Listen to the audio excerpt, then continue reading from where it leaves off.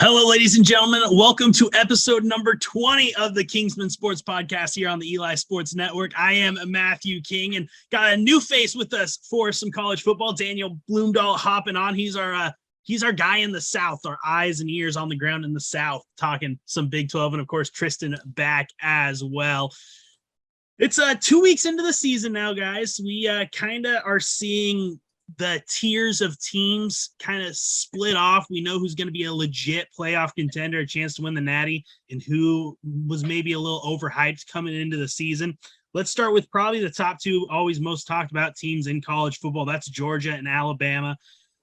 Daniel, you got to watch Alabama play your squad, Texas. Texas gave them a run for their money and then some. Quinn Ewers stays in that game. It might be a different outcome, but I think that there is a clear favorite between those two on who's the best team. Of course, Tristan, you got to see the other one in Georgia just lay a smackdown on your squad week one. So I personally think Georgia is head and shoulders better. I think they've played better competition thus far than Alabama. Georgia beating up Oregon 49-3. Of course, had that cupcake in Sanford 33-0. Then an SEC opener against South Carolina, which they won 48-7 this last weekend. I think a lot of people overlook Stetson Bennett coming back from winning a national championship last year, and the defense just is ridiculous once again. So I'm going to start with you, Daniel. What have you seen between Georgia and Bama that has you leaning maybe one way or the other? To me, Alabama has looked mortal more than this year than the last few years. They've looked beatable. Texas almost beat them. Very sad, but unfortunately, we didn't quite pull it out at the end there. From what I've seen of Georgia, they're just steamrolling everyone. They seem a complete team. Bama, it took about until midway through the fourth quarter for their quarterback to get any kind of rhythm. And from what I've seen from Georgia, they've been lights out all game for all their games. And Tristan, you got to see Georgia firsthand week one. Not exactly how you want to come out of the gates, but I think everyone kind of looks at that game a little bit different now than they did coming into it. Yeah, most definitely. It's I agree with what Daniel said. With Alabama is looking more mortal than they have in the last few years. In the past years, it's always been, oh Lord, we got to play Bama, But now it's like, I mean, they're still very good teams. Still got Nick Saban, Bryce Young, still very good. But Georgia is just currently on a whole nother level. I chalked up week one to being just, new staff, new quarterback, all this stuff. Then week two, Oregon goes out and drops 70 on Eastern Washington. So I'm like, okay, whatever. BYU game comes around and then we put 40 up on a 11th or 12th ranked team. I'm like, well, maybe Georgia is just that good. And obviously, first game is going to be a little bit of jitters there, but I think Georgia is just that good. And Georgia has freaks all over the field. I mean, Their tight ends are catching passes, and they are 4 deep on tight end that any of them could be starters practically anywhere in the nation. So I think Georgia, I don't see anyone beating them until maybe the playoff, and I still think that they just roll to a natty. This team gives me similar to the Joe Burrow LSU vibes. A lot of guys who are going to be studs in the NFL as well. So I'm right there with you guys. I think Georgia is head and shoulders ahead of Alabama. I told you, Tristan, before we went live, Bama, I don't even see them going to a playoff with the way the schedule lines up. They've got a gauntlet coming up. They play Arkansas, Texas A&M, and Tennessee in 3 consecutive weeks. I don't see them getting through that without a loss. It'll come down. They'll have to beat Georgia in the SEC championship game to get into the playoff, and I just don't see them doing that. So I think we're all on the same page there. Georgia, the team to beat here in college football, at least through 3 weeks. Let's talk about a team that's not having the success that Alabama or Georgia is having to start the season. That's Notre Dame. Every single year we hear Notre Dame as being the team that's going to slide in that 4 spot, make the playoffs, and get steamrolled by Bama or Georgia, whoever's number one. They're not getting in the playoff this year. They're 1-2, a couple of tough losses. Of course, that loss to Ohio State to kick off the season isn't a bad loss. Ohio State, playoff contender. But then to go out and lose to Marshall and then just squeak by a Cal team, which is not very good. There's some big-time issues for Notre Dame. I look at that O-line. They're just not having success pass blocking or run blocking. They can't lean on either so far. And their quarterbacks, they've played two, Tyler Buckner and Drew Pine. Neither of them have looked good at all. The coaching staff is a disaster right now, and they've got some tough games coming up. Not exactly like Alabama level of tough, but they go to North Carolina, who can score points. They host BYU, who's going to be in a bad mood after this last weekend. And then they host Stanford in a rivalry game. So, Tristan, what are you seeing with the Irish that is just not working? I mean, like you said, the week one loss to Ohio State, it was 21-10. It's Ohio State. So the fact that they held Ohio State to only 21 points is what kind of would probably give them hope for the rest of the season. But then you get that 26-21 loss to Marshall. And not to discredit Marshall in any way, shape, or form, but they're not a powerhouse, you know. And then, like you said, not losing to Cal, but almost losing to Cal. Cal is at the very bottom of our conference, and it's not like he's losing to the bottom. Not very bottom. That goes to Colorado. Yeah, bottom end. And it's just they've looked incredibly I don't know if it's unprepared or unwilling, but whatever's going on over at Notre Dame just clearly isn't working right now. And like you said, North Carolina, BYU, Clemson, USC, it's a very tough schedule, and I don't see them winning a lot of those games. Maybe they'll squeak by Stanford, UNLV, Syracuse. Maybe they run that tough triple option. Yeah. But I don't see them winning a whole lot of games this year. Maybe it'll just be like a rebuilding year for them. Who knows? But they got to change something because clearly it's not working. I see best case scenario for Notre Dame 8-4. Daniel, what are you seeing from the Irish so far? It'll be interesting to see how they do the rest of the season. I think, Notre Dame fans have a decision, or they either can pull a Jimmy Lake and get rid of this guy, full reset, or give him a few years to make his program and make it his own. I don't see this season being much better at all. They haven't played well at all. The past two games were going to be more of their easier opponents. I'm saying best case 6-6.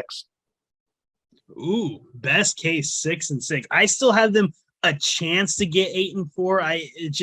You never know, that luck of the Irish could kick in at any second, but they're not making a New Year's Six bowl. I think we can all agree on that. It's just not going to happen. We'll see what happens with Notre Dame. I think that's a great comparison, Daniel, to Jimmy Lake.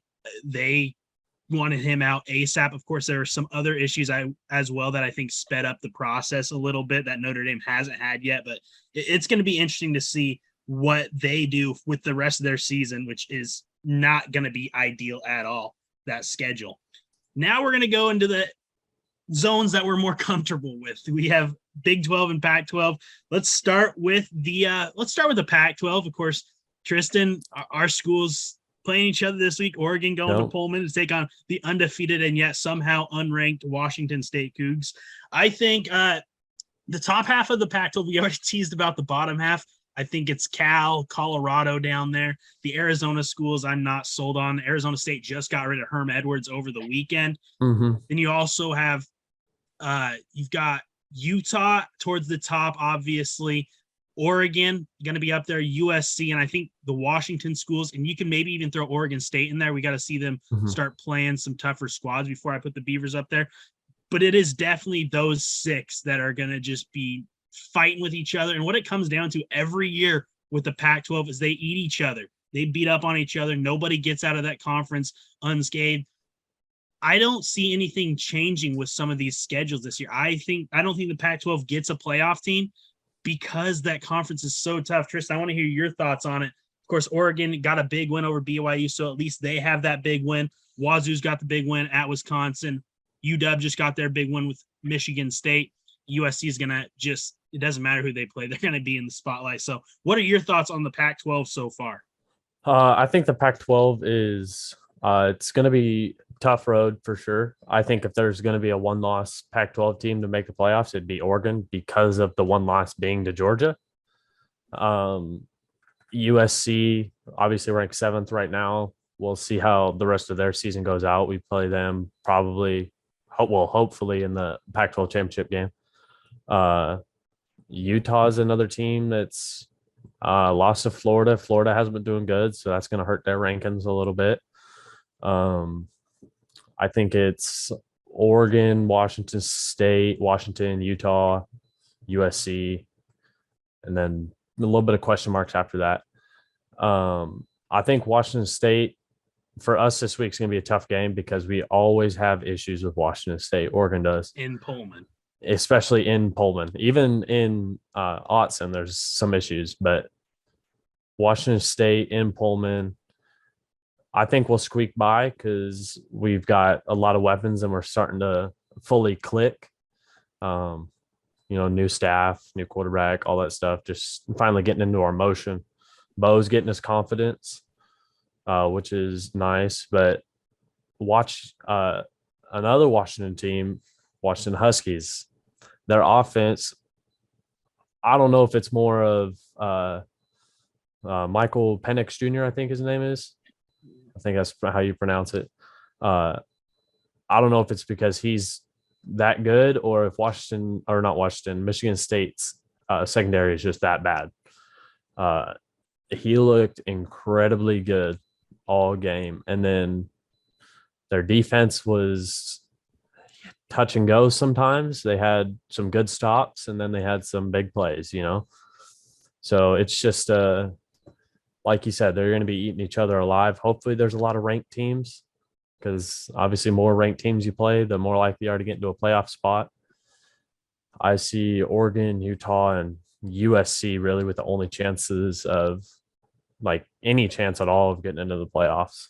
And they've got to blow out teams when they go through their Pac-12 schedule. I'm going to go ahead and go next, Daniel. I want to get your thoughts to close this out as kind of the outsider of the Pac. I know you are kind of an insider of the Pac-12, but down south. So I want to give my thoughts real quick. I think USC has the best chance to go to the playoff just because branding-wise, everyone wants to see USC have success. I think that offense is really legit. I think if you're going to beat them, it's going to have to be in a high-scoring game. I'm a little worried about Oregon. I think that they still have a good shot to go to – if they can run the table and look good doing it, I think that they can still get in the playoff. Washington and Washington State, I think, are both ahead of Utah now in terms of the best chance to get to the playoff. And I still slightly put Wazoo ahead for just a couple of reasons. And our good friend Daniel JT disagreed with me on Twitter, JT Yarder. He's smarter than me, but I think he's still wrong here. Washington State, I think, gets the edge over Washington for the fact that Washington played Michigan State at home. And also Michigan State is not going to be in the Big Ten championship. They would have to beat out Penn State, who looks really good, Ohio State, who is really good, and Michigan, who I also think is really good. So Michigan State, I think, could be 3-4 in their league in the Big Ten, while Wisconsin probably going to still play for the Big Ten championship. So Wazoo having that on their resume, a win over a team that I think is going to play in the Big Ten title game, I think gives them that edge, especially since it came on the road. Of course, Wazoo has to just have everything go right, got to figure out the offense, figure out their identity on offense. That defense, I think, is really, really good for the Cougs, as it should have been. They have two of the best edge rushers in the Pac-12, maybe even all of college football. That duo is just ridiculous. So, Daniel, let me get your thoughts on the Pac-12 so far through 3 weeks. I do agree with y'all that USC will make the South berth to this championship game. I think Addison, the red receiver from Pitt, as well as Caleb Williams at QB and Lincoln Riley, just their offense is too potent. Nothing else. No other teams will be able to really challenge their offense too much. I would disagree a little bit, Matthew, about the WSU-UW superiority. I'm going to hitch my wagon to JT as well and say that I really like UW. I'm a big fan of UW. Their offense looks so good against Michigan State, who was regarded as one of the better Big Ten defenses coming in. They were able to do everything at will against Michigan State, which is so telling. And even though it was a home game at Husky Stadium, I still think their defense played so well that they can challenge anyone in Pac-12. What do you think of the Oregon-Utah situation? Both of them taking tough losses week one, both to SEC schools. Obviously, Oregon's looks worse on paper, despite it being to Georgia, while Utah lost to Florida, who all of a sudden is flopping after a loss to Kentucky. They just don't look the same anymore. What's your thoughts on that comparison from the two teams that were favored to play in the Pac-12 title game coming into the year? Yeah, it's kind of a weird situation. Florida and Utah. Florida, we'll see how they do against Tennessee. Tennessee is highly ranked this week. If Florida loses a few more games, I think Utah fans were banking on having a good feather in their cap, playing well or hopefully beating Florida. Didn't end up happening. But that's looking less and less like a really good win or a close quality loss now. So I think the way that Oregon lost to Georgia, and what was surprising to me is that Dan Lanning came from Georgia. He should have known a bit more and schemed a bit more. It's kind of troubling for me going into the season if the Oregon coach has had many years at his old place and couldn't find anything to beat him. How's that going to work throughout the slog of a Pac-12 season? And I will counter that a little bit. I'm not an Oregon fan. I talk trash about the Ducks all the time. I love doing it.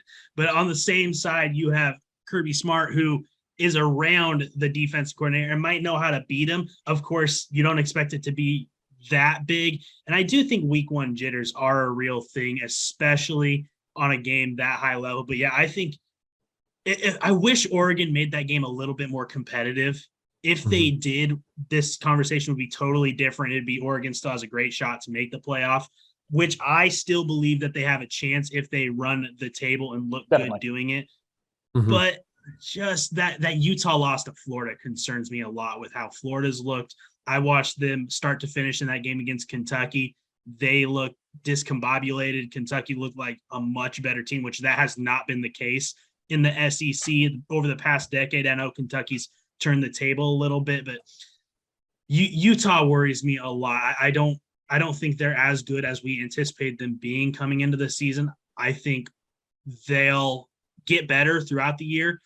I don't know if they'll get as much better as Oregon will get better with a new staff, but I think USC is gonna be the team from the Pac-12 if anyone makes it to the playoff. I agree to a sense. As far as the Oregon loss, it's a whole entire new coaching staff. Every single coach is new. Brand new quarterback. All our wide receivers had barely played last year, and the system that we were using was also not a very wide receiver friendly system. It was essentially just feed Travis Dye and C. David Verdell the ball. I think the Oregon loss, like you said, on paper looks worse than the Florida-Utah loss. But if you think about how much Georgia's steamrolling teams, that I think it's almost a better loss to have than the Florida-Utah loss, especially with Florida underperforming so bad.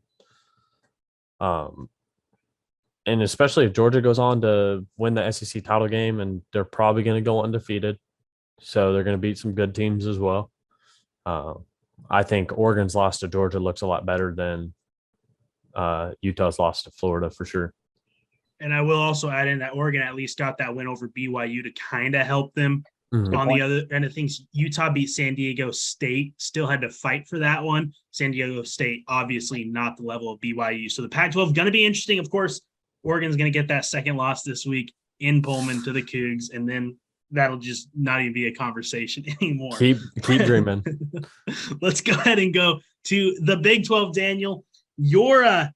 Your specialty, I guess you could say, the Texas Longhorns. Of course, I was buying into that week 2 game against Alabama. I was pulling for Texas, not only because I love Matthew McConaughey, because I don't like Alabama per se, and Texas looked really good. There's a couple of teams in the Big 12 that has a chance to make a run at the playoff. I wouldn't write off Texas just because they lost to Alabama in a close one. They're in there.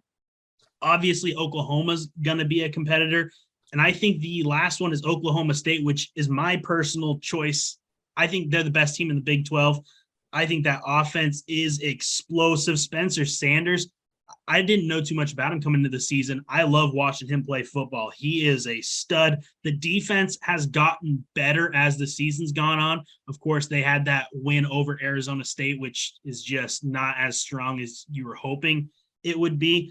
If that defense continues to improve, though, I think that they are in a good spot to go on a run, win the Big 12, potentially have a 0 in the loss column, which will obviously put them in the playoff.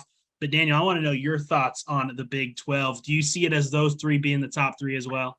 I'd also add Baylor in there. I think you're missing Baylor. I think Dave Aranda has such a good program down there, or up there, because I'm in Austin right now, just north of me. I think he has a really good program going. There are a lot of buy-in there. I think it's a 4-team race. And I have a prediction that Big 12 team won't make the playoff. I think they'll pull a Pac-12. And each one will have a loss or two. And that's my prediction. I think from what I've seen so far of Texas and Oklahoma, they've, I think, with the new coach, especially in Oklahoma, from the DC from Clemson, they have looked a little shaky at times in the first few games. I think there'll be an inevitable one game throughout the season where they'll lapse a little bit and get a loss. I think Texas will have at least one more loss. I'm guessing probably 2 more losses in the Big 12 play. And then I think, even if Oklahoma State is so good, Sanders has been well respected the last year or two for his quarterback play. I think they still drop one, and I think if there's a 12-1 Big 12 champion or a 12-1 USC, I think they're going to pick USC to go in the playoff just for the branding and the Hollywood. So that's my prediction. And you also can't overlook Kansas 3-0. You're very right. That might not be a cakewalk anymore. Is doing wonders over there. Yeah. West Virginia might be the lead team in the Big 12. Tristan, we talked a little bit about the Big 12 on our preview show. Have you seen any teams that really jump out to you that are making you say, okay, now maybe this team can go on a run? I think watching the Texas-Alabama game, I'm not going to say it was Quinn Ewers going down that lost Texas that game. I think it was – I'll say it. I think it was a lot of the referees. I think there was a lot of really bad calls that were missed. There was that one in the end zone where, was it intentional grounding? Was it not? Safety. Was it safety? Mm-hmm. I think there was a few calls that could have gone the other way, and Texas wins that game. Oklahoma, another team, I wasn't sure how they would do with the losing starting quarterback, losing head coach. They seem to be doing pretty well. Oklahoma State, tough team. I will disagree with you, Daniel, about the Baylor. I think Baylor losing to BYU and then BYU now losing to Oregon, I think that's just going to keep dropping Baylor down. I don't see Baylor being – they'll probably be top 4, but I don't see that happening. I think they always seem to throw – if there's a team that's going to make the college football playoff from the Big 12, it's going to be Oklahoma, just because they always seem to throw in Oklahoma into the playoffs. They've always been fairly good, a lot of good quarterbacks. But, yeah, that's where I see things going. I see Texas potentially, if they run out, they play Oklahoma and Oklahoma State. So who knows what's going to happen there. If they win both those games, they could bump them up pretty high. I think Texas success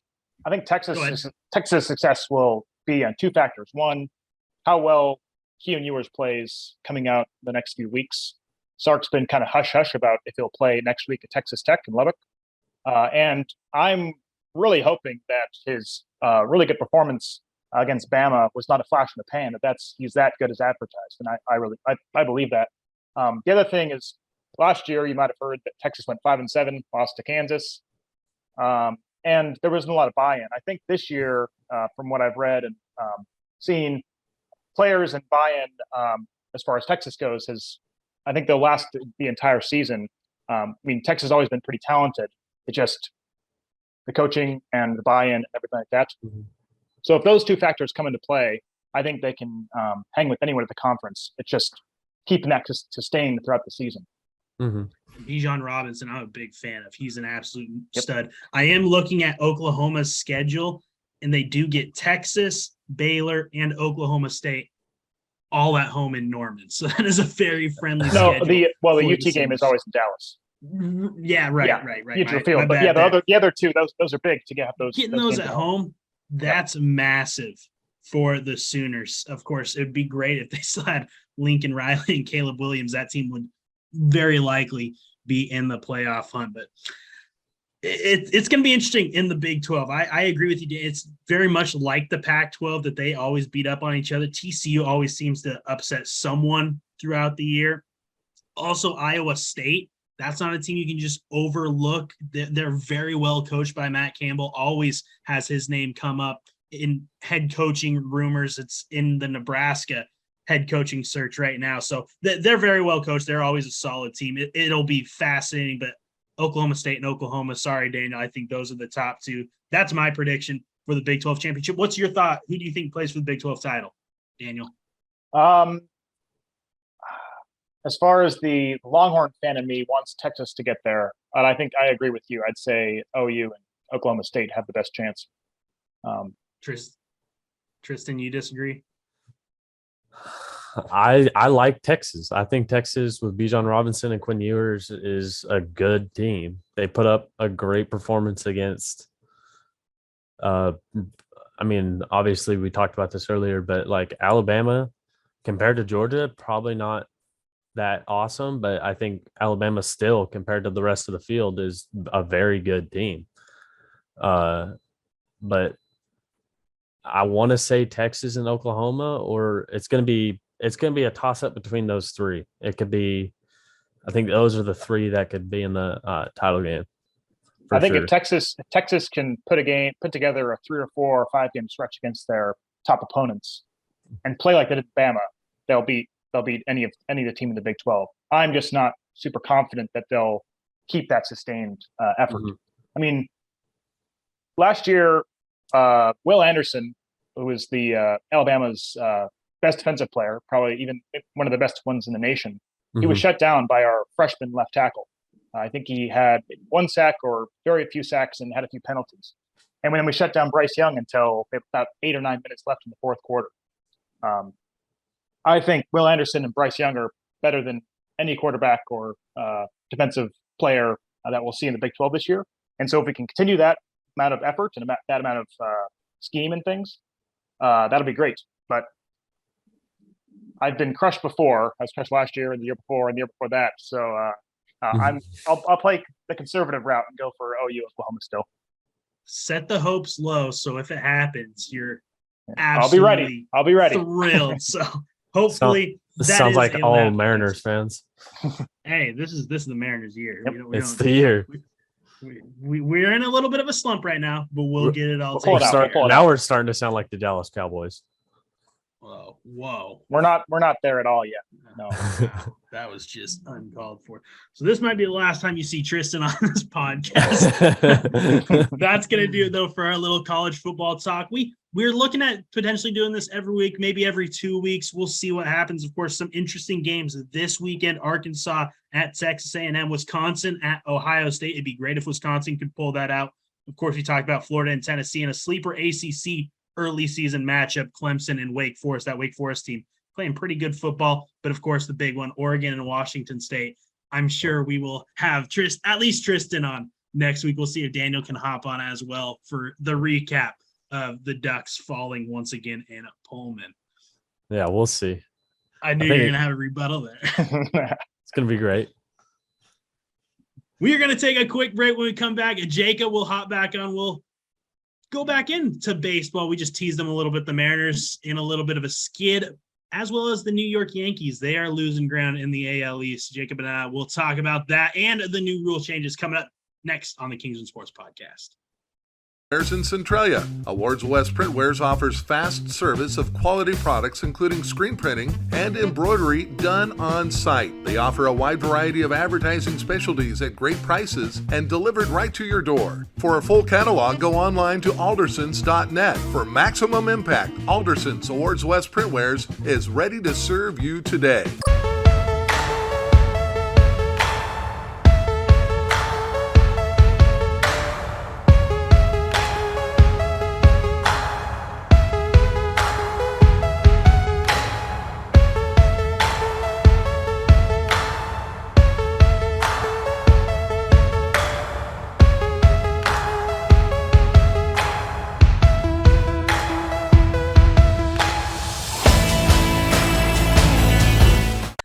Welcome back to the Kingsmen Sports Podcast. I am Matthew King. Got Jacob Sullivan hopping on now after our college football talk. We're going to talk some baseball to get this one going. We're going to start, playoffs right around the corner. Not much time left for these teams to make a move. Of course, there's going to be battles for the wild card spots going on, but we wanted to take a look at the division crowns that are still up for grabs. Of course, both Houston and the LA Dodgers have locked up divisions, so they are good. So we want to look at the other four and see which ones we think are still up for grabs. And of course, there's one that is obvious. That is, of course, the AL Central. Cleveland's pulled away a little bit here in recent weeks. Now 4 games ahead of the White Sox, who I don't think many people saw them being the ones to make the charge. 7 ahead of Minnesota, who's falling back. They're starting to run out of some time to try and make up that ground.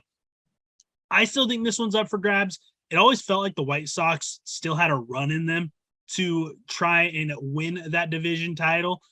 Tony La Russa, of course, don't want to see anyone deal with those health issues that he is dealing with, but we also thought that he might be an issue with that team. So him being gone, and of course, we hope he recovers quickly. No matter what they are on the field, we want everyone to be healthy off the field. Right. But that team has found new life since he's left, and Miguel Cairo has stepped in and taken over as manager of that team. I still give the edge to Cleveland. Obviously, I think they're red hot right now. That offense is doing enough, and that pitching is just deadly. But I definitely would not be stunned if the White Sox finally go on this run and capture that AL Central, Jacob.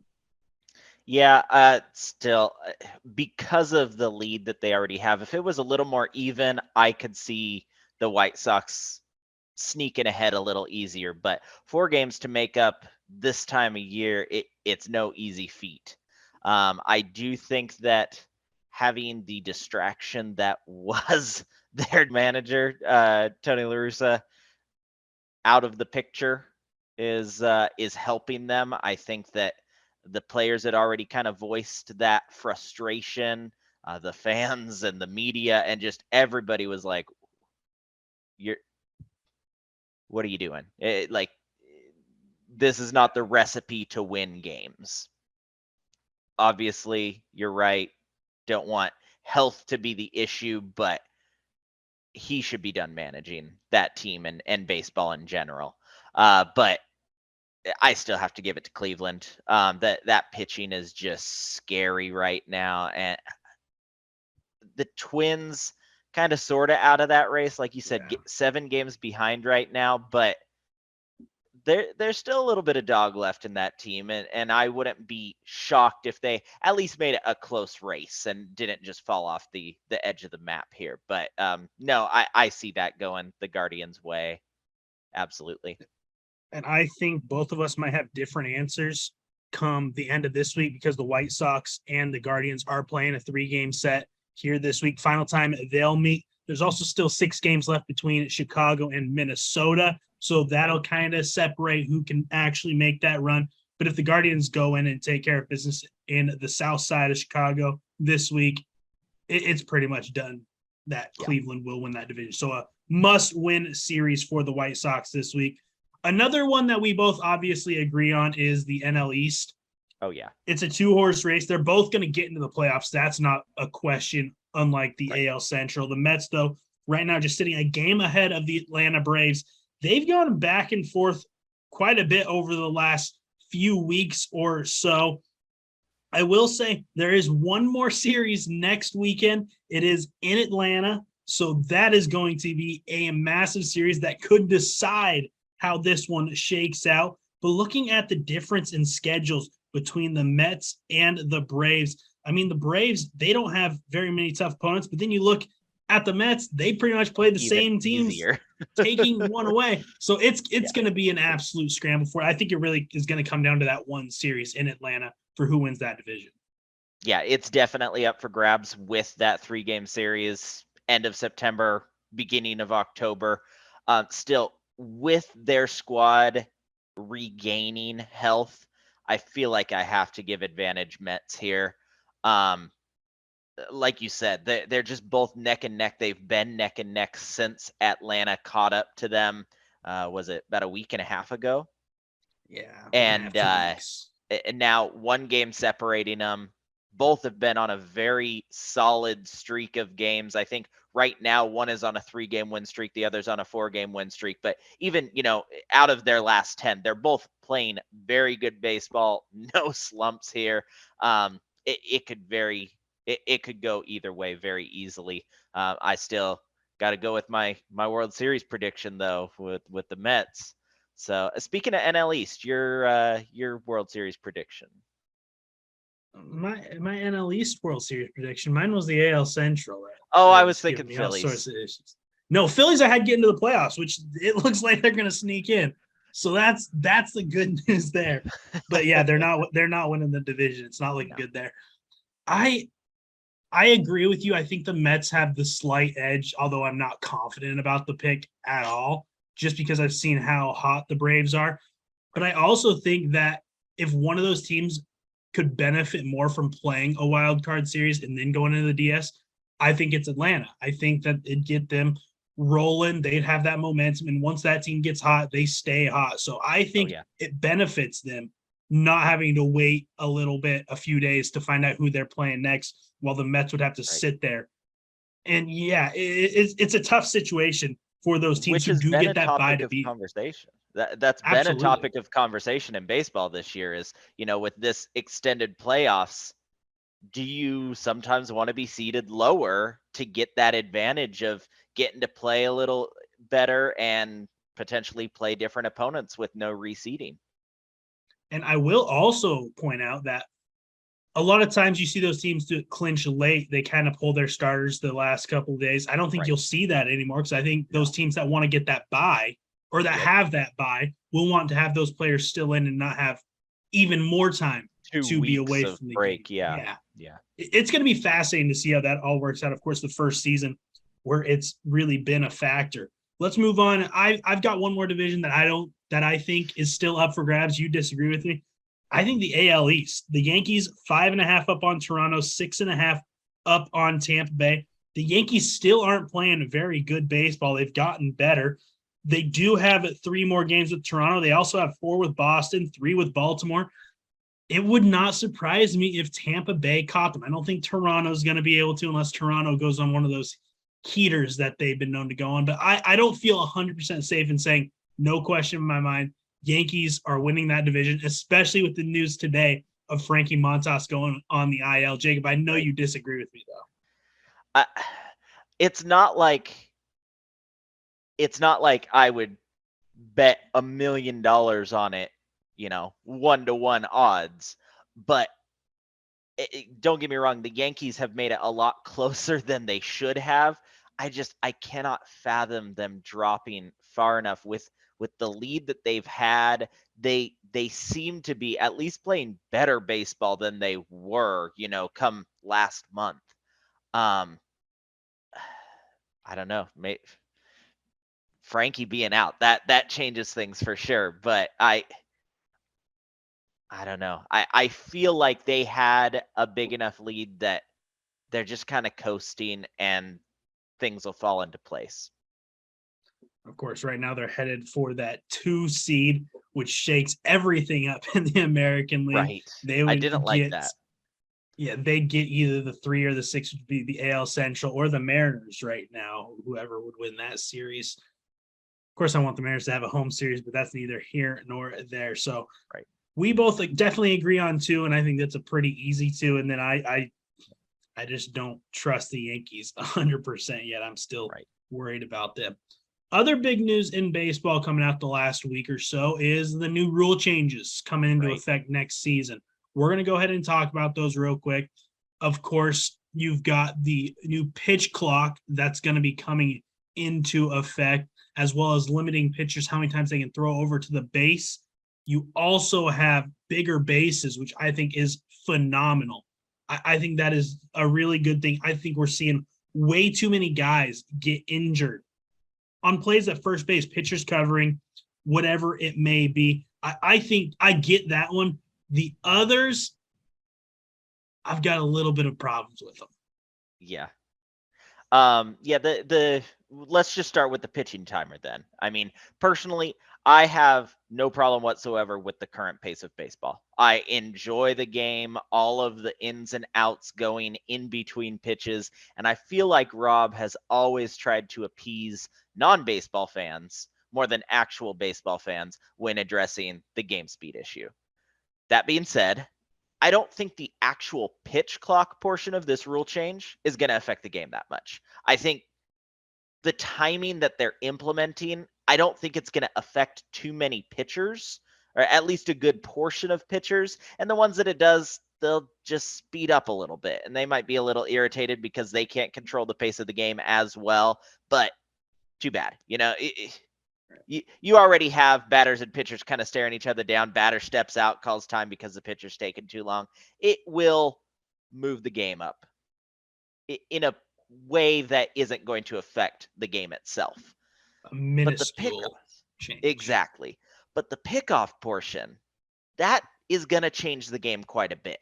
If you're stepping off or throwing over to first to keep runners honest, I enjoy that as part of the game. It gives an advantage to lefties. It has strategy on when runners are going to actually make that break for second. And if you limit the pitcher to 2 disengagements, that's step-offs or pickoffs, you're going to see a lot more base stealing, obviously, because runners can take advantage of that. And then because you have more runners going, you're going to see a lot more pickoff moves that wouldn't necessarily be there otherwise. And so I think it's actually going to slow the game a little bit. You're going to see a lot more pitch outs as well, which is going to potentially slow the game down a little bit. So I feel like there wasn't a lot of need for this. I think that the crowd booing at the pitcher and the runner just kind of tempting fate. Do I want that extra half step towards second? Is it worth it? I think that was all part of the game, getting into the pitcher's head. And so that was part of the fun for me. I don't necessarily love the limited pickoffs portion of this. I definitely agree with you there. I think it gives a massive advantage to that base runner as soon as they know, okay, this guy can't throw over to me. Plus, he's got to pitch before that clock. It's not that he can't throw over. So it's not like you're going to have, 12 feet leadoffs, because he can throw over a third time. But if he's unsuccessful, then the runner gets second for free. So I'm not talking about changing your lead. I'm saying you see that movement, you're going to be gone. You're going to have the bigger advantage of knowing that it's not going to happen often where they're going to try and throw over a third time. Right. Unless they just see that the runner leaves way early. Right. It's going to give an advantage to that runner 9 times out of 10. It's going to cause a lot more balks too, because they can't step off when that runner goes. Right. 100% I agree with you. You're going to see a lot more stolen bases as well. I agree with you. I don't love that rule change. I think it's going to change baseball time-wise almost minusculely. I mean, that's it's not going to change things enough to really speed up the game, to draw new fans in, which I know is what they're trying to do. It's just ridiculous. So that's one of the big ones. What about the pitching timer? What is your thoughts on the pitching timer itself? I'm still not a fan of it. I think sometimes the pitcher and the catcher just cannot get on the same page. And of course, now you're making them stay on, but you're also having that clock come down. So they're going to have to rush things. You're going to see mistakes strategy-wise come into play there, where they're just like, okay, we just have to figure something out. All of a sudden, you're getting a bad pitch in a bad location, and Mike Trout's taking you 380 to left field. Right. The chess game between catchers and the batters, and of course the pitchers involved, it's so complicated, and I don't think you can rush that. I think they're trying to make the game more offensively friendly, which is why this rule is coming into play. Put more pressure on the pitcher. They got to know what they want to do as soon as they step on the mound. It won't really affect some pitchers. Like we talked about Luis Castillo before he came on. He knows what he wants to. He's going to throw the heater 9 times out of 10. It's not going to affect guys like that, but it is going to affect guys who that fastball slider kind of guys. But a lot of guys, they have that more strategy to them. I like that you said, that chess match, because you can give it that clock to give it the the additional factor there to add that extra variable to the game. But you aren't going to get as top notch of play if you do. Exactly. The other big one is another one I'm not a fan of at all, and that is, of course, banning the shift. The shift being banned, starting guys, 2 players on each side of the bag. The infielders have to have 2 feet on the dirt. So I get the shift can take away a lot of hits. It can take away some of the excitement. You get that line drive up the middle or grounder up the middle, and all of a sudden you're like, oh, never mind, there's the shortstop there, obviously. Right. I get that it's kind of the formula to beat it is kind of easy. Just learn to hit the ball the other way. Right. What they're doing here, they just want guys to hit bombs. So these power hitting guys, a guy like Eugenio Suarez, for example, he can just worry about pulling the ball because he's going to get more hits and he's going to be able to hit for power more, obviously. The thing that I don't like about it is you're controlling what teams can do. You're not going to see that ingenuity from teams that try new things, see what works. You're taking that away. Yep. It's going to be the same formula for baseball, which I love, but I also love seeing new stuff being tried. You know, we've seen teams use 4 outfielders this season. We've seen teams use 5 infielders in extra innings trying to keep that winning run from scoring. It's fun to see that kind of stuff and see how it works. I'm going to miss that because that's really what they're doing is killing that style of thinking from these coaches and teams. Yeah. See, now me personally, I hate the shift. I think it's annoying. I don't enjoy the fact that it's become so popular, but it's become popular because teams are analyzing hitter tendencies and trying something new. So I don't really get limiting teams on being able to do their homework here to get an advantage on other players who don't adapt to change too well, don't learn to hit the ball the other way. They're kind of handcuffing them to old, outdated, this is what baseball looks like. So it's weird because it'll absolutely lead to more hits on balls in play, kind of reverse the downward trend that we've been seeing over the last decade or so for balls in play being hits. It'll make the sport a lot easier for the offense, which, like you said, baseball is definitely trying to do, but forcing it across the board, I'm not a fan of. So I personally don't like the shift, but I'm a libertarian. Let people do what they want to do. So that's a great way to put it. Yes. It's supposed to be annoying. I think that's the whole point of this shift, isn't to frustrate these. But then you see some hitters, like I know we talk about Mariners a lot because that's who we watch most of the time. A guy like J.P. Crawford, Ty France, that learn to hit the ball the other way, that are still getting shifted for some reason. Right. It's kind of confusing when teams do it, why teams do it, to the, like you said, the extent consistently every single batter feels like. Every lefty almost, yeah. If that's what they want to do, let them do it.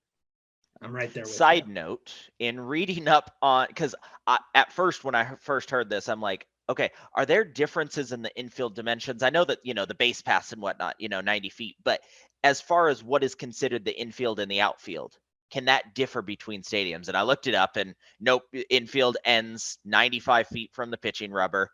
But while I was looking that rule up, I found that home plate is referred to in the official MLB rule book as home base over half the time. I don't like that. I don't like that at all.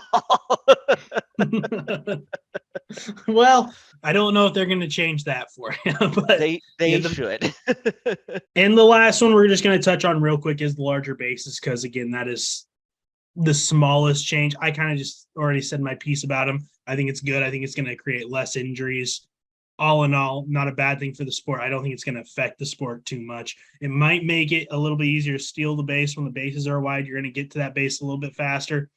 But again, it's an offensive-driven league. For first base, it makes a ton of sense. Reduce these injuries. See, and I almost went a step further. Like, I don't think there is any need to make second or third base bigger. I think it will give the runner a bigger advantage than they are anticipating. I don't think that it's just getting to the base quicker, but you are going to have more real estate to be able to slide You're also going to be able to stop yourself from oversliding more often. And so you'll be, top speed for a longer portion of time before you have to slow yourself down. Where it comes into effect, and I think it is very needed, is at first base. Avoiding collisions is a great thing to shoot for. I know we've all seen way too many first basemen get clipped. If a larger base is going to cut down on that, I'm all for it. But I really wish they'd just do it to first base, to be honest with you. I don't know if they're looking for uniformity. And so if you make first bigger, then second and third have to be, but they're keeping the plate the same. So I feel like they could almost just have a bigger first base, similar to, what softball does almost, and having that second base there for the runner to go off onto, have all of that real estate available to the runner. So there is no reason to even get close to that first baseman's ankle. But second and third, I wish they'd keep them the same. I really do. And I agree with you that secondary base at first base would also just be great. I think that would fix the problem as well. I just don't know how much it's really going to give base runners an advantage necessarily, because it's also going to give infielders an advantage. You have more room to work for a little bit of a worse throw. You have more room on that base to keep your foot on it and catch that throw. So I think it's also benefiting the defenders as well. You can't say that. It 100% is. When it comes to force outs, sure, I could see it. But where it's going to come into play most often is stealing at second or rallying in from the outfield when it's not a force out. You're going to have not only, 4.5 inches is a big difference when it comes to, if a runner is safe or not. How many plays do you see? We're looking at replays, and 4.5 inches is going to make or break if it's out or safe. But just having the ability to, go to the outside of those bases, the glove isn't going to be able to reach you for a tag as easily. I think it is incredibly advantage hitter there, or runner there. But you have to look at the same time, how often do you see a throw sail into, say, right field, because the second baseman is fielding the throw from the third baseman, has to try and keep that foot on the bag to try and get the out, and all of a sudden misses the ball, and that runner's getting to third now instead of it being an out. It's going to cut down on that a lot. I think there's a fine balance. I think with the addition of the pickoff rules and the pitch clock, you're probably right. We're going to see more stolen bases. It's going to have more of an effect on that because of that.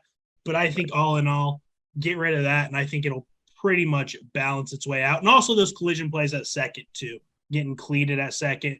Like you said, those runners aren't going to overslide as much, take out that fielder on second. But yeah, it's going to definitely change the baseball for sure, these new rule changes. Especially, I think the biggest one is obviously that shift. I go back and forth between the shift and the pitch clock. Those two are so much bigger than the new size bases. So definitely. It's going to be interesting to see. These are not the final rule changes that we're going to see over the next couple of years. So buckle up, because baseball is evolving. Let's go ahead and now move on to our newest edition of Mount Rushmore. We are going to do another AL West team. We're going to do the Los Angeles Angels of Anaheim of Southern California, whatever you want to call them. They have so many different names. They could go on for literally ever. But a team that I wasn't anticipating it being this difficult. It was much tougher than I anticipated when I actually dug into it. So we're going to go through some. We have 3 agreements, I believe, and 1 difference in our 4. So we're going to go ahead and start off with, the one that this is the first guy you think of when you think of the Angels, not just because he's playing now, but because he's one of the greatest players of all time. That's Mike Trout. Right. There's no question about it. He belongs on the list. He's been the face of that franchise. He's been a career Angel, and he just does it all. It's a bummer that he gets hurt so much from a baseball fan standpoint. He's got his stats just speak for themselves. A 303, 415, 586 slash line, 346 home runs, 887 RBIs, 1,525 hits, a 1.001 OPS, Those stats all up to date as of today. I know he didn't play yesterday, which made it a little bit easier, but they are up to date. An incredible defender, just can hit a ball anywhere in the zone out of the ballpark. The way he hits those balls that are down below his knees is insane. Just everything he does is ridiculous. Yeah. To anyone who doubts that Mike Trout doesn't belong on this list already, he does. He is the greatest Angel of all time. It's not even close. Potentially, he's not even close to being done. I mean, he's signed through 2030. He has the potential to just cement number one Angel of all time for all of eternity. Let's be honest. Add to those just phenomenal stats there. Rookie of the Year, 3 separate MVP seasons, has never missed an All-Star game, 10 different appearances, 2 All-Star game MVPs, 8 Silver Sluggers, has only been outside of the top 5 MVP race once in his career. And that was last year when he only played 36 games because he was hurt. Still made the All-Star game with 36 games, but not quite an MVP season when you only play a month. That is the only time he has finished outside of the top 5 in the MVP race. Stupid. He is one of the most impressive baseball players of all time. He will be the last Angel to wear number 27 for sure. He already holds a majority of the franchise records, and it likely to claim even more by the time he's done. He has a very good chance of being on the MLB Rushmore one day. I mean, it sucks that he's in our division. That's all I have to say about that.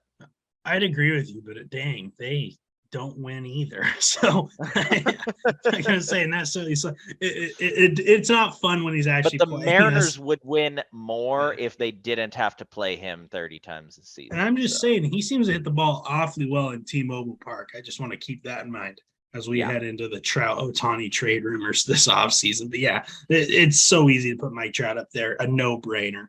Number 2 is also a no-brainer.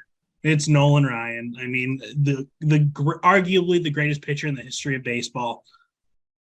He just did it all, and he did it in an old school way that we will never see again. When he went out there, you're like, oh, he's going 9 innings, bullpen day off, nice.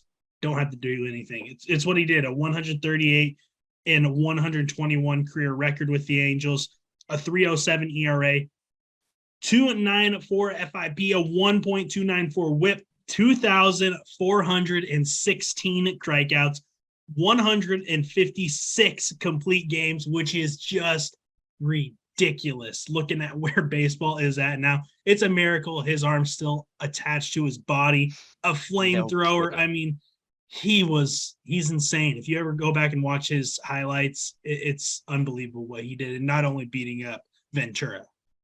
Right. Which was fun to watch. Played 8 seasons with the California Angels, which were a much better team than the Anaheim or Los Angeles Angels. Let's just agree on that. California Angels was where it was at.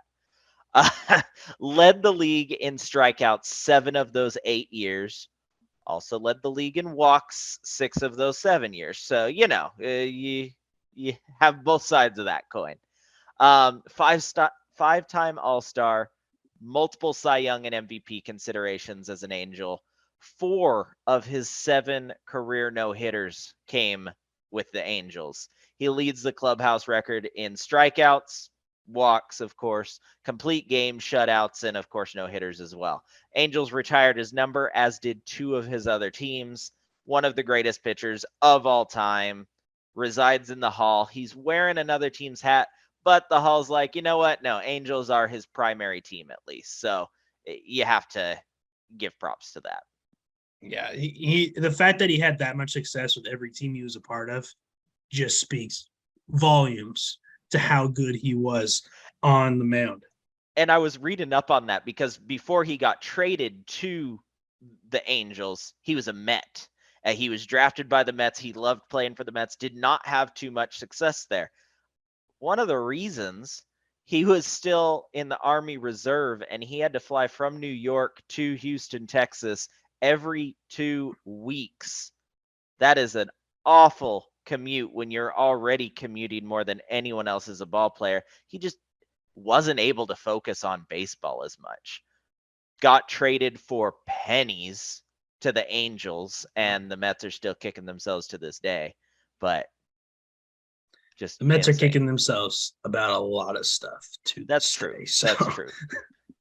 Next up, we're going to go back to the offensive side of things. A guy that I'm not going to lie, I did not think he was going to make my Mount Rushmore.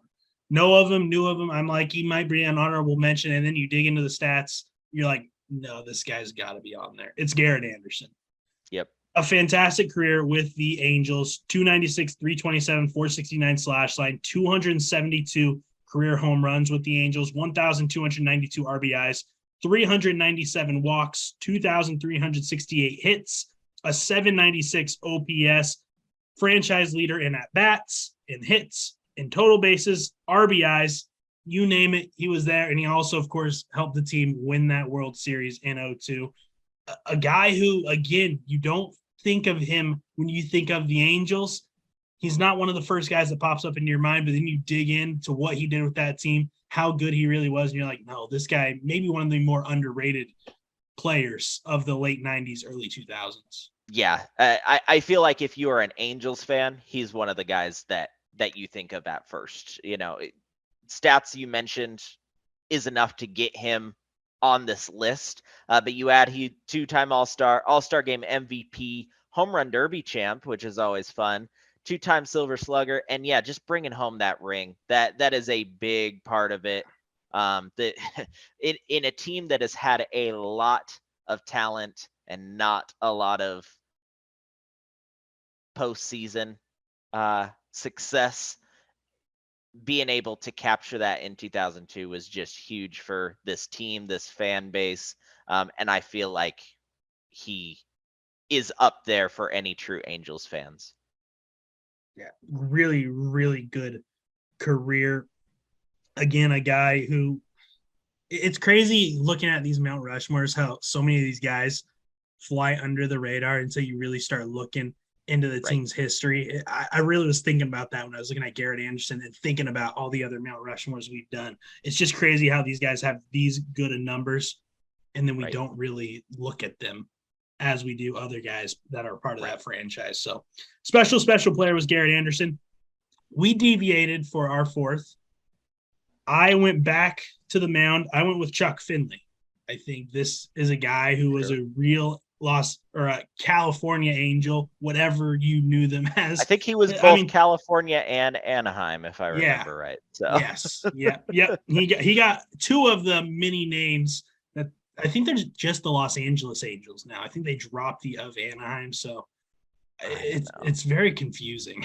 I feel like in a couple years there'll be the Walt Disneyland and Angels. Disney World, whatever. Chuck Finley, 165 career wins with the Angels, of course, ahead of Nolan Ryan, a 3.72 ERA, 1.369 whip, 2,151 strikeouts. He had 57 complete games, which when you put next to Nolan Ryan is mind-boggling how Nolan Ryan had that many. Right. But again, Chuck Finley, a really, really solid career. Multiple years of his career where he went over 200 innings pitched.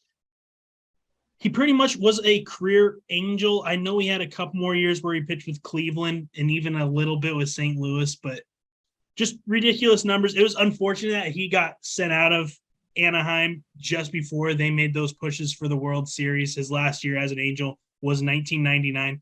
Made 4 All-Star game appearances with the Angels. Just a solid pitcher, a reliable guy you knew what you were going to get, and he gave it to the Angels year after year after year. It was just always really, really good stuff from Chuck Finley. Yeah, one of the best pitchers of the club. Definitely in my honorable mentions. But no, I had to stay on the offensive side of the ball, because if it wasn't for Mike Trout, there was one person that you just thought of every time you thought of the Angels. At least I did growing up. Another Albert fish. Pujols? No, not so much. That would be Tim Salmon. A career Angel, spent 14 years being the original Kingfish. 282, 385, 498 slash line with 299 home runs. Man, almost hit that 300 mark, didn't he? But just come back for another month. I feel like he can get it even this year. You look at Pujols going. Over 1,000 ribbies, almost 1,000 walks, 1,674 hits, an 884 on base slugging, over 35 wins above replacement. Most of his franchise records have been eclipsed by Kingfish 2.0 now, but still, he had them for a pretty good amount of time. He was a phenomenal player, won Rookie of the Year, Silver Slug, and of course, World Series champ. So puts number 15, which isn't officially retired, but no one's worn it since. I feel like it's unofficially retired, and the Angels will make it official at some point. But an absolute fan favorite, one of the greatest Angels of all time. Absolutely deserved to be on the mountain. Yeah, he was definitely on there. He was the one who, coming into this, I thought I was going to have on my 4th spot.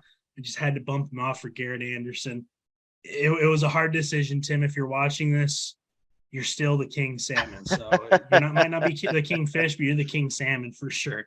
My honorable mentions were, of course, Tim Salmon, Vlad Guerrero, Rod Carew, and Jacob disagreed with this wholeheartedly, but Shohei Ohtani, what that guy's done is just has not been enough time. Has not been enough Whatever. time. I won't share my Ridiculous. Analogy of why it hasn't been enough time, but it's a little too early for me to say greatest Angels of all time. I also, Chuck Finley, Vlad Sr. Vlad Sr. is in the Hall of Fame wearing an Angels cap. That says something. I don't think I have had a Hall of Famer wearing that team's cap in the Hall of Fame not be on this list before. But you just, sorry, not quite enough service time as an Angel still. Jim Fregosi and Bobby Grich also wanted to add as honorable mentions, but that's it. And I will say Shohei Ohtani did win an MVP with the Angels, so a little bit more respect. If he's gone, fantastic. If he's gone by next year, do you still consider him one of the greatest Angels of all time? Was Jacob deGrom on your New York Mets honorable mention? He's gone next year. Do you have him? He's not gone next year, though. We don't know if Shohei is. We're making assumptions. We're making assumptions that we think Ohtani's going to be on. I go with what we know right now.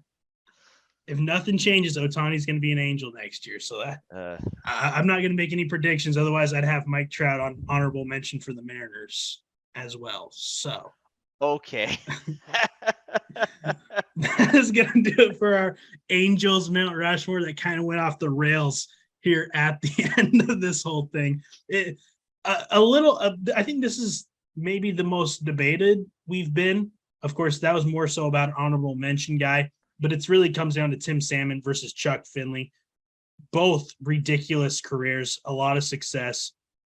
Once again, just to recap our Mount Rushmores, I had Mike Trout, Nolan Ryan, Chuck Finley, and Garrett Anderson. And Jacob, you had Mike Trout, Nolan Ryan, Tim Salmon, and Garrett Anderson. So correct. Just that one small difference here on this week's Mount Rushmore.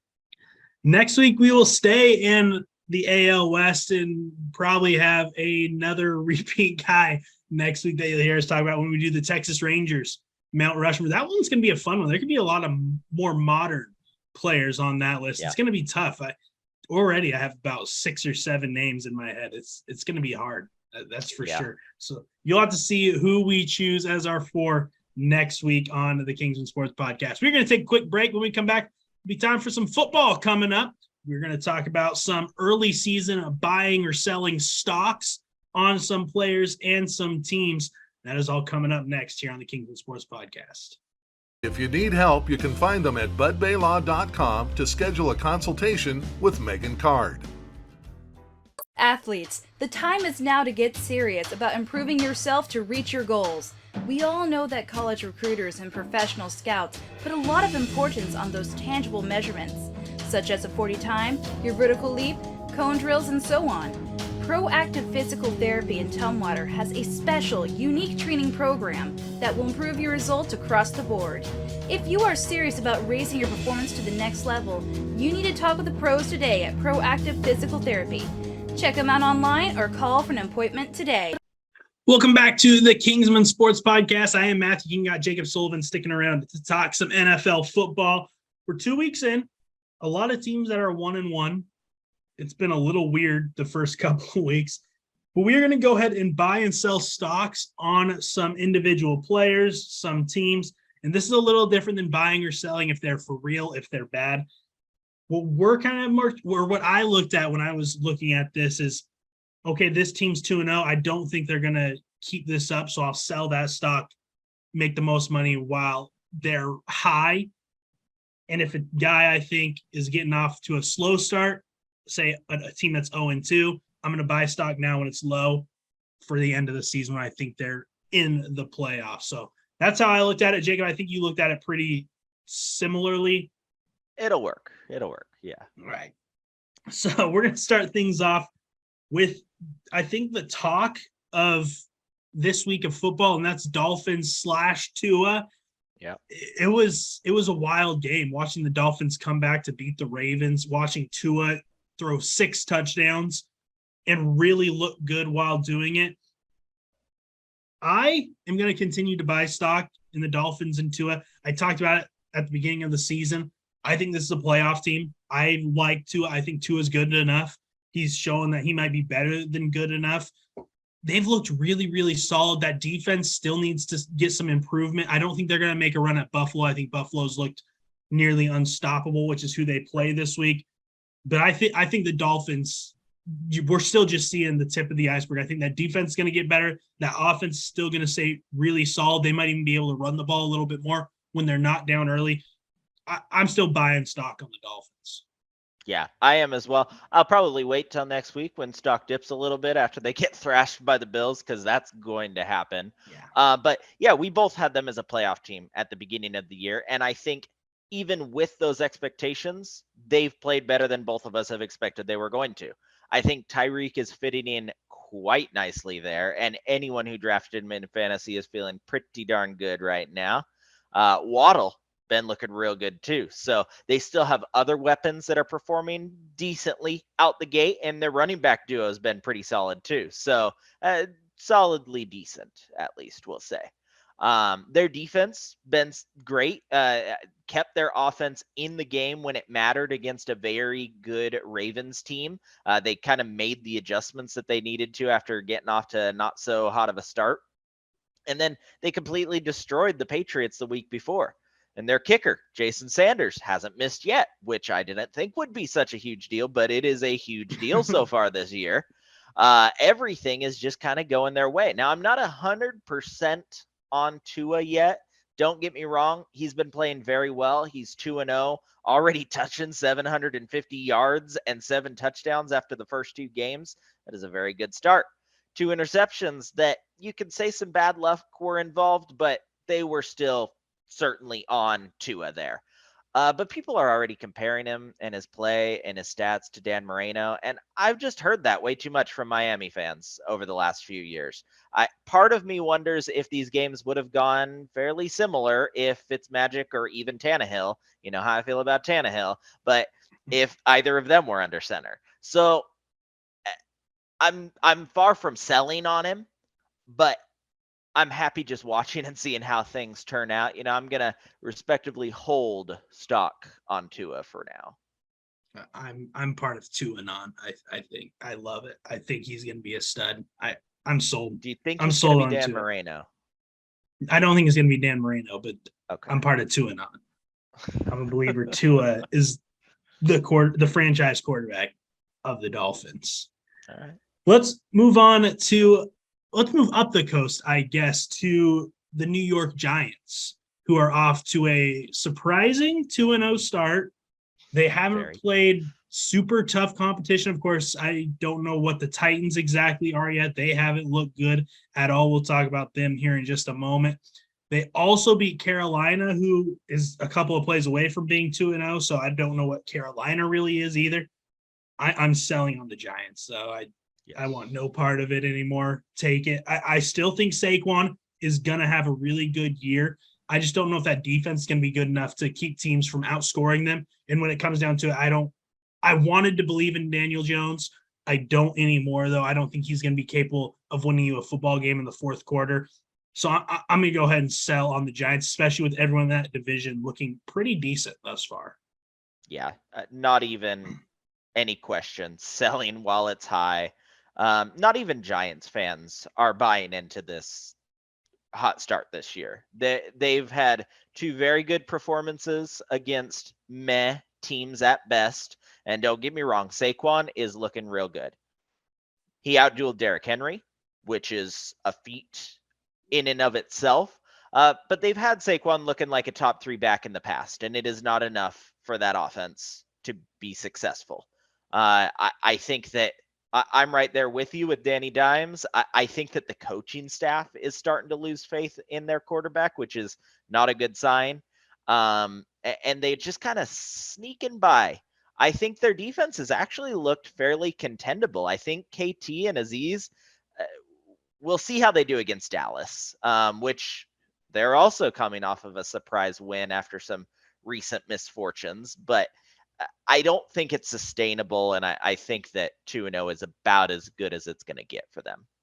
It wouldn't stun me if they got to 3-0 because of the Cowboys having injuries, but right after that, I still see them being the bottom team in that division.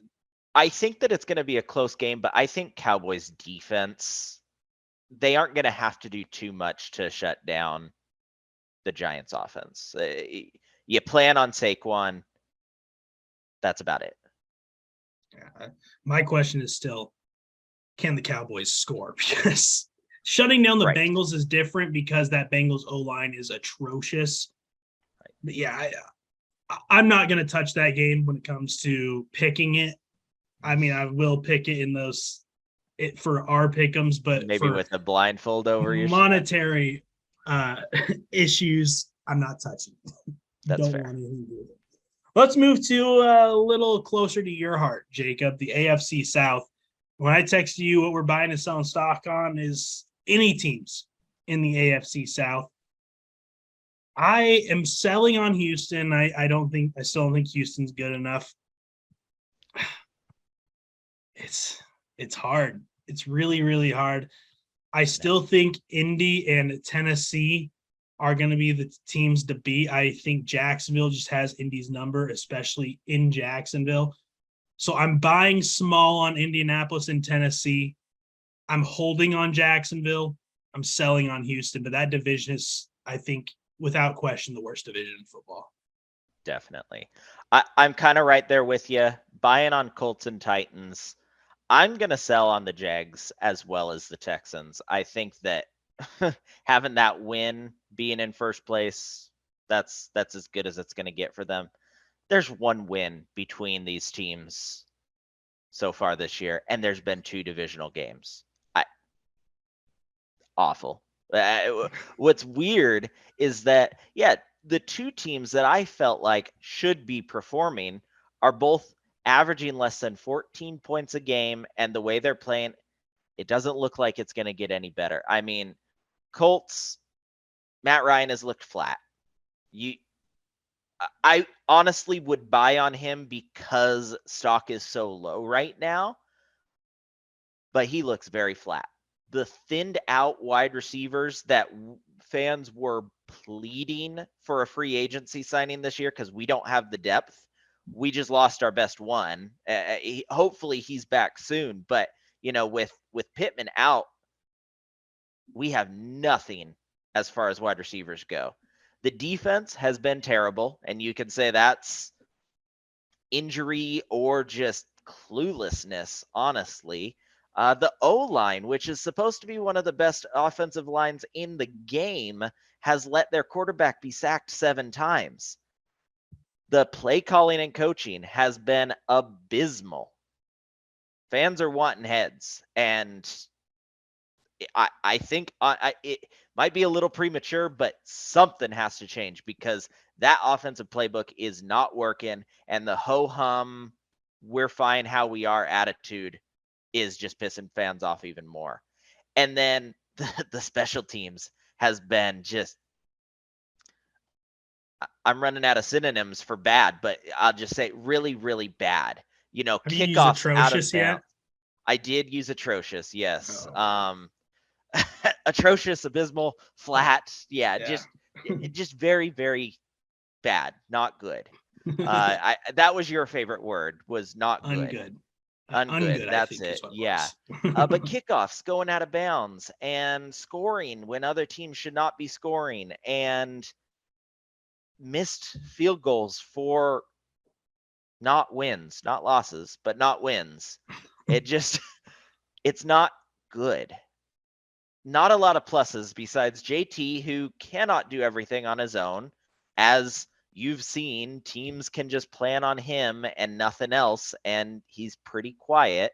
And Michael Pittman Jr., who's trying to get back so that he can help, but can't do everything either. So there are a lot more holes than I was expecting there to be before this year started, and they need to be addressed. But there's nowhere to go but up. So you have to at least buy a little bit. It's not like they're gonna be winless. They're not gonna be winless. I didn't think they'd be winless 2 weeks into the season, so I don't know. I know. But the reason I'm still buying. Oh, go ahead. Go ahead. Nope. The reason I'm still buying on the Colts and Titans is for the fact that they still will have to play each other. Obviously, one of those teams is getting in the playoffs. The Colts have a little bit of an easier schedule. If they get wins out of those division games, I don't know. If everyone ties, they shouldn't. Yeah, get rid of them. Get rid of them completely. But also, when it comes to the Titans, they lost to the Giants week 1, which was ugly. It was at least a blown lead. They had the lead for most of that game. And then they lost to Buffalo, which I think is going to be a common theme this season for many teams. So that's why I'm still buying on them. And I'm not sure Derrick Henry is 100% back, but I also think Mike Vrabel is probably the best head coach in that division. They've been there. They've done that. They've been to the playoffs, even Robert Woods coming in. I still think there's a lot more potential to both the Colts and Titans than what they've shown so far. Yeah, and I'm also buying on the Titans. I mean, look at Derrick Henry barely hit 100 yards, and that's not in each game, mind you. That is total. That is not what he is used to. He's their bright spot, and if he's not able to do what he does, then the Titans are not going to have a very good day, especially when they are facing up against Super Bowl favored teams like the Bills. So, I mean, my fantasy team thanks you, but that Bills defense came in real nice. I'll have to tell you a story after we're done recording, but it worked out quite well. The Jags have looked decent as they're going to look all year. I'm selling. If you look at the entire game, they look decent. If you look at individual plays, they are still an absolute mess. Trevor is not making plays that he absolutely should be. On the bright side, it looks like Robinson might have remembered that he is a professional football running back. So that's kind of nice to see. I'm not picking him up on fantasy, but somebody might. Their defense shut Indy up for sure, but still they're starting to face good teams like the Chargers. They're going to be humbled very quickly. So I am selling immediately on them. And then the Texans, I mean, I'll start out by saying I have been impressed by their defense, and I think that is a direct effect of having Lovie Smith as a head coach. I think he's the best head coach in that division. I'm just putting that out there. I also think that Davis Mills has been a decent quarterback so far, but there's still no way that the team is good in any way this year. So, yeah, I'm going to sell on them real quick. I already touched on my buying and selling for the South. So let's get into our last stock buying or selling. maybe the biggest surprise thus far, and that's the Cincinnati Bengals. They're sitting 0-2 after losses to Pittsburgh and the Dakless Cowboys.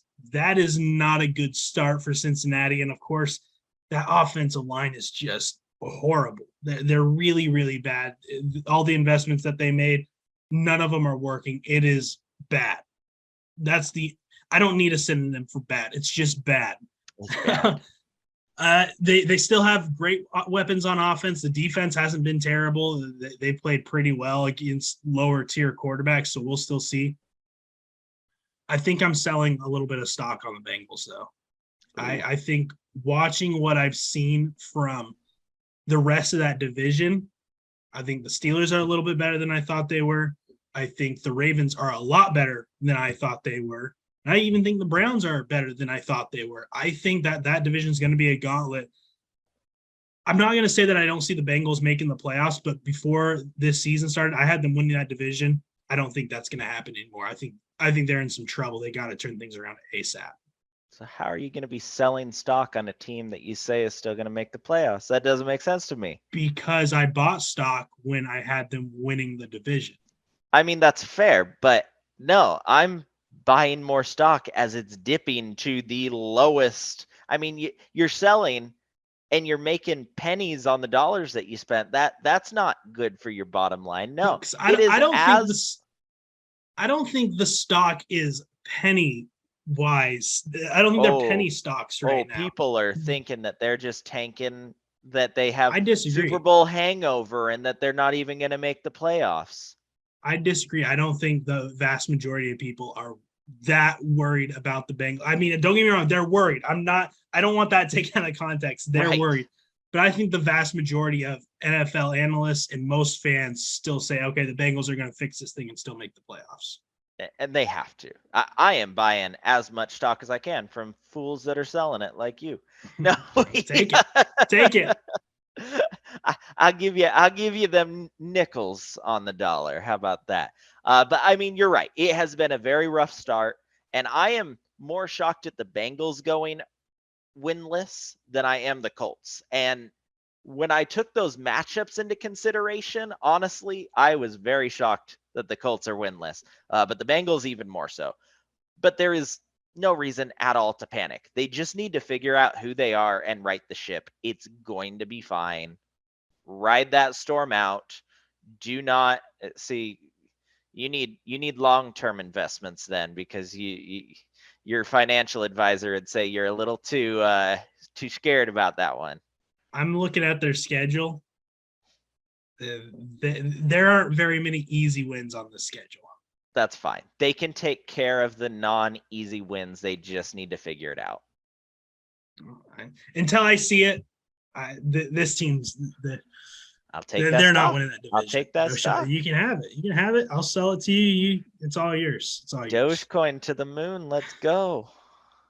Ridiculous. Well, that is going to do it for this edition of the Kingsmen Sports Podcast here on the Eli Sports Network. Thank you so much for hanging out with us once again. Next week, we already touched on, we'll talk about the Rangers, Mount Rushmore. Of course, there'll be some teams that are locking up playoff spots in baseball. We'll start having a clear picture of the MLB playoff picture. And of course, week 3 of the NFL season, we will probably have a football-heavy episode next week, because I always believe week 3 is when you really start learning about teams. So we're going to find out a lot here in week 3. That is all coming up next week